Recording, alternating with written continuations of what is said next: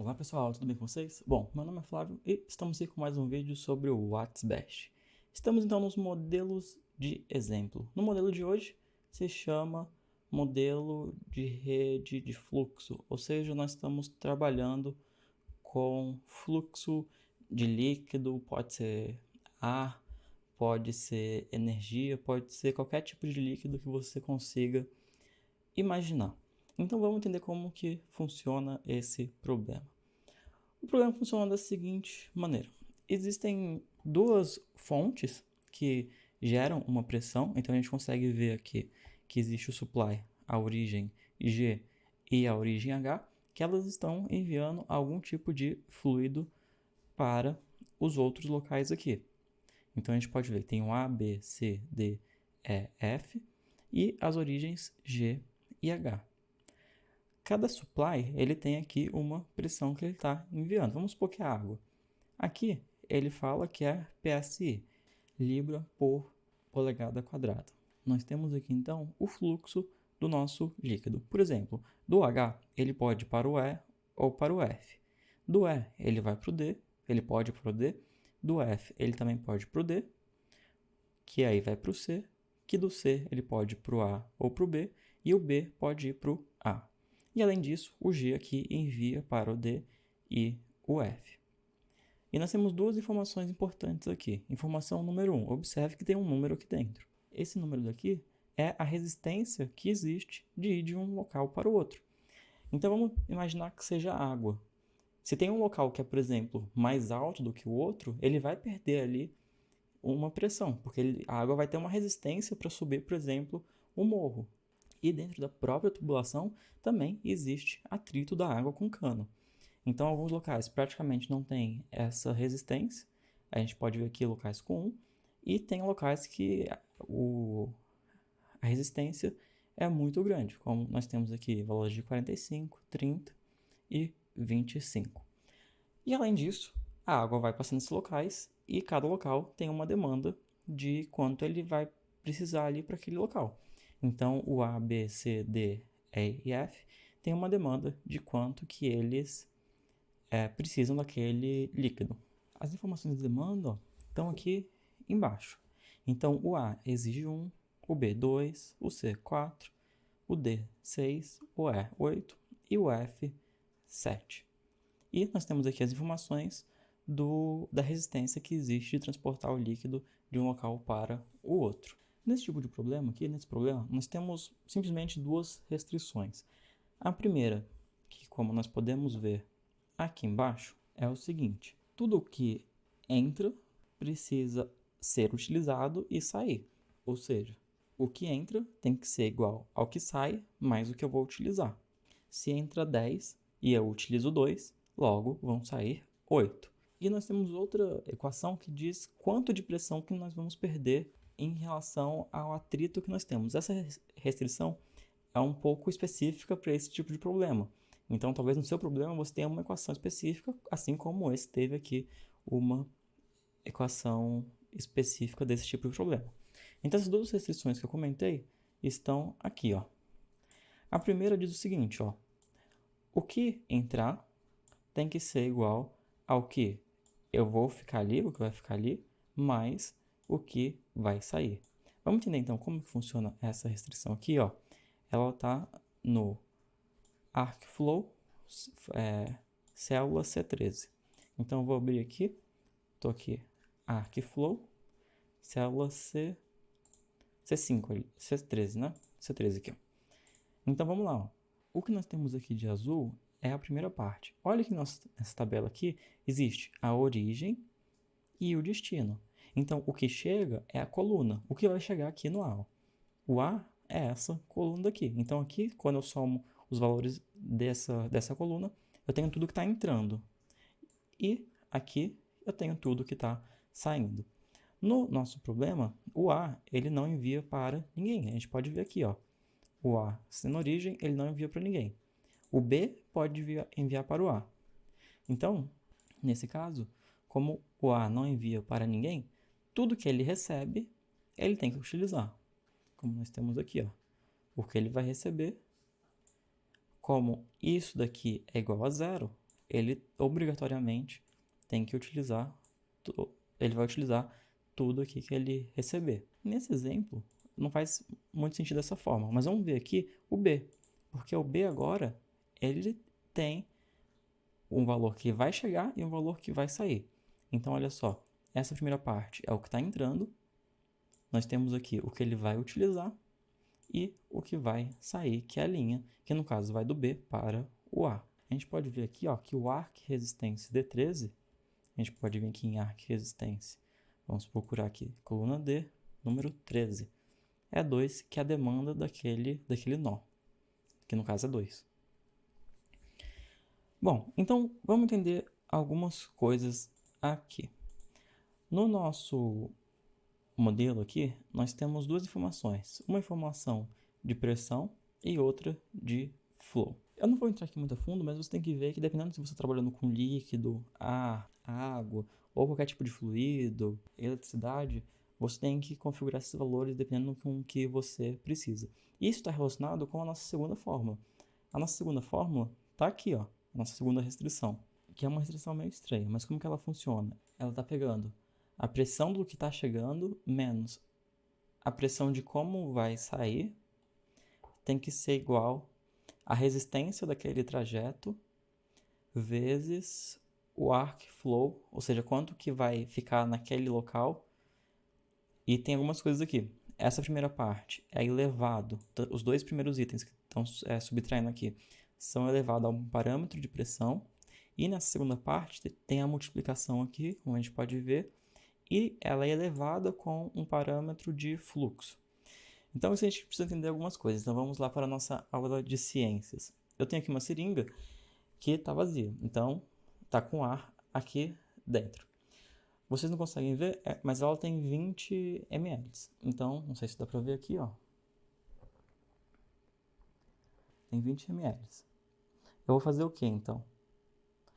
Eu vou puxar ela aqui até os 20 ml e eu vou tampar, ó. Quando eu tampo, eu consigo pressionar o ar. Conseguem ver? Se eu deixar aqui com 10, eu consigo ainda pressionar e eu também consigo puxar. Observe. E uma coisa legal também, ó, que eu consigo puxar e quando eu solto, ele vai voltar, ó. A mesma coisa, deixa eu botar aqui 10 de novo. Se eu apertar, ele volta. Aqui é um pouco difícil de apertar, então pode acabar aqui em cima, vaza um pouco de ar. Mas o ar, estou provando aqui então que o ar a gente consegue tanto expandir quanto comprimir. Agora, o que acontece se a gente colocar água aqui dentro? Então agora eu enchi aqui de água e se eu tentar apertar, ó, eu não consigo. Não consigo apertar e nem puxar, ó. Eu vou diminuir aqui um pouco, que aí fica mais fácil de puxar, de segurar, para não derrubar água aqui no computador. Então, ó, isso que tá aqui, ó, é porque tem um pouquinho de ar aqui em cima, ó. Deixa eu até diminuir aqui. Eita, tá caindo água. Ó, agora deu pra ver que tá vazando aqui de baixo e tá entrando um pouco de ar. Mas a água, ó, não tem aqui praticamente, ou melhor, ela tá exatamente como ela tava, ó, os 10 ml. A gente consegue até ver o ar, ó, como eu tô puxando, ele começa a se expandir, porque tem umas bolinhas de ar aqui muito pequenas, e aí a gente consegue até ver ela, mas a água, ó, continua sendo os 10 ml que tem aqui. Uma coisa legal é que eu posso, por exemplo, colocar em 20 aqui, e aí eu consigo apertar, porque tem ar dentro, mas a parte da água continua igual. Então, a gente pode ver que o ar, a gente pode comprimir e expandir, mas a água, líquidos em geral, a gente não pode comprimir nem expandir. Então, por isso que existem esses valores aqui, dependendo do que você está utilizando. Bom, mas então, temos um modelo aqui já pronto. Vamos solucionar para ver qual que é o resultado que apresenta. Solucionei e aí você vai se perguntar agora, mas e cadê a função objetivo desse problema? Bom, simplesmente não existe função objetivo. Nós temos os modelos de otimização e nós também temos os modelos que nós só queremos cumprir com determinadas restrições. E esse é o modelo porque nós só queremos cumprir com determinadas restrições. Então, vamos ver qual a solução que ele apresentou aqui, ó. Ele apresenta tanta pressão que nós vamos ter em cada um desses nós e também apresenta quanto que vai de cada um para cada um. Vamos conferir, então, o resultado. Aqui, ó, nós temos a demanda, certo?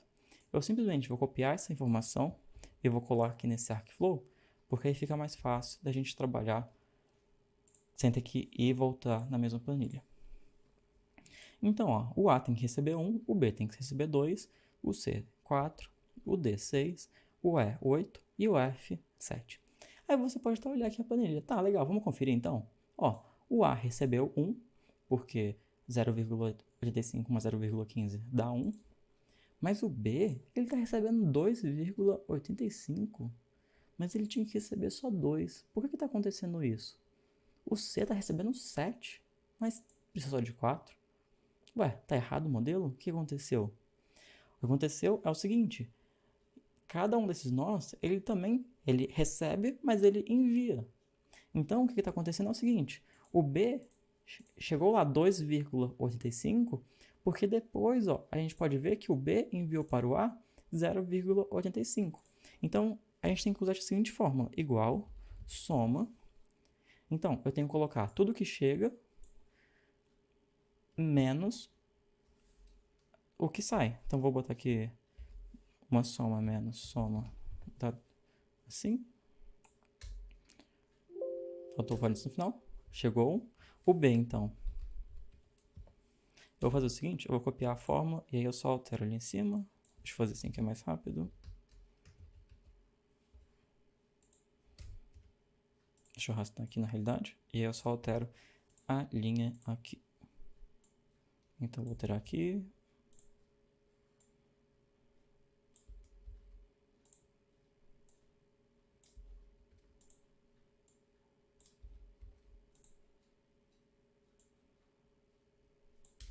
Bom, então eu alterei aqui os valores e a gente pode ver que está realmente tudo batendo. O A tinha que receber 1, recebeu 1. Aqui tinha que receber 2, recebeu 2. 4, 4. 6 e 6. 7, 7. Perdão, 8 e 8. E 7 e 7.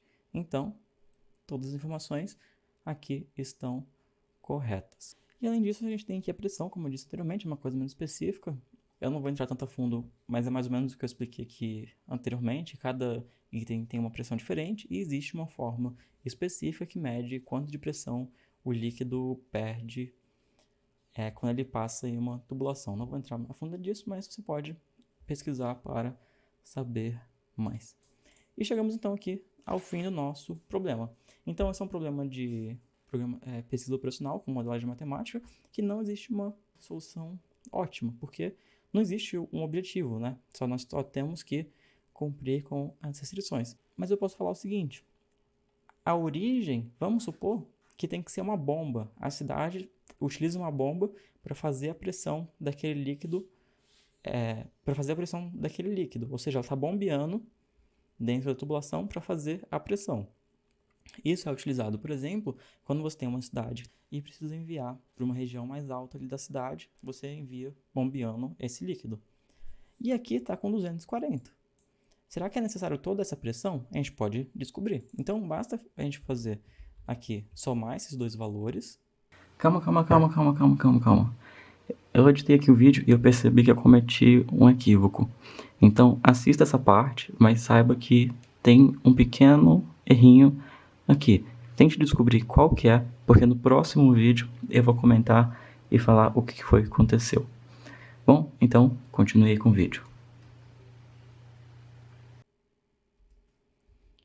E a gente tem uma opção aqui que eu recomendo. Eu vou fazer o seguinte, eu vou acrescentar uma folga nisso. Eu vou simplesmente acrescentar mais 20%.